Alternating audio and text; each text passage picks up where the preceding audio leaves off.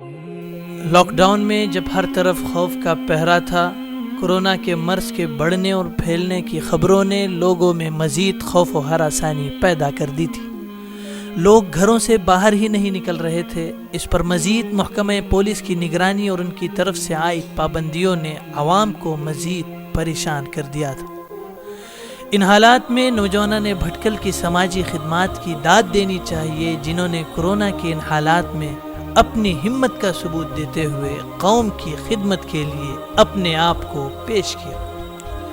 تنظیم کے زیر اہتمام چلنے والے بھٹکل کے اسپورٹس سینٹروں کا متحدہ پلیٹ فارم بھٹکل مسلم یوتھ فیڈریشن کی زیر سرپرستی علاقے کے نوجوانوں نے اپنی بے لوث خدمات انجام دی اور لاک ڈاؤن میں میت کی تجہیز و تکفین کا کام بحسن و خوبی انجام دیا۔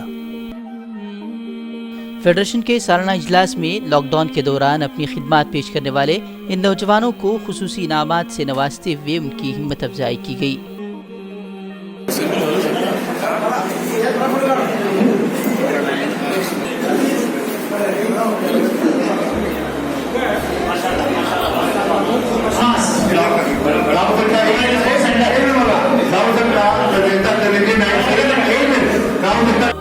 اسی طرح فیڈریشن کے ذمہ داران میں جناب امتیاز الدیاور، جناب نصیف خلیفہ اور تنظیم کے نائب صدر عتیق الرحمان منیری کی بھی شال پوشی کی گئی۔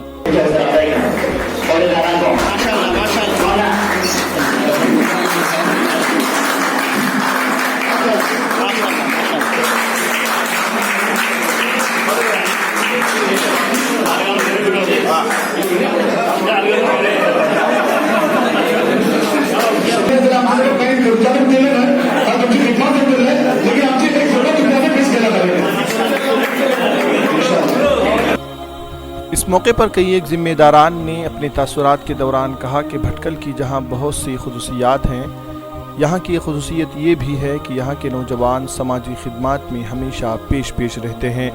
ارے اپنی چڑھنے، اپنی نیند، بھوک، سوچ، صحت، حیات، زندگی کائے کل اللہ توکل اللہ کرتے دیونے کام کہلے آنے تمہیں اندازہ کرا۔ ان نوجوانوں کی ہمت افزائی کر کے نئی نسل کی توجہ بھی اس جانب مبذول کرانے کی کوشش کی گئی ہے کہ حالات جیسے بھی ہوں، انسان کو ہمیشہ سماجی خدمات میں آگے آنے کی ضرورت ہے اور اس حدیث شریف کو اپنی عملی زندگی میں سامنے رکھنے کی ضرورت ہے، جس میں اللہ کے نبی صلی اللہ علیہ وسلم نے ارشاد فرمایا، اللہ تعالیٰ اس وقت تک بندے کی مدد کرتا رہتا ہے جب تک بندہ اپنے بھائی کی مدد میں لگا رہتا ہے۔ بیورو رپورٹ، فکر و خبر نیوز۔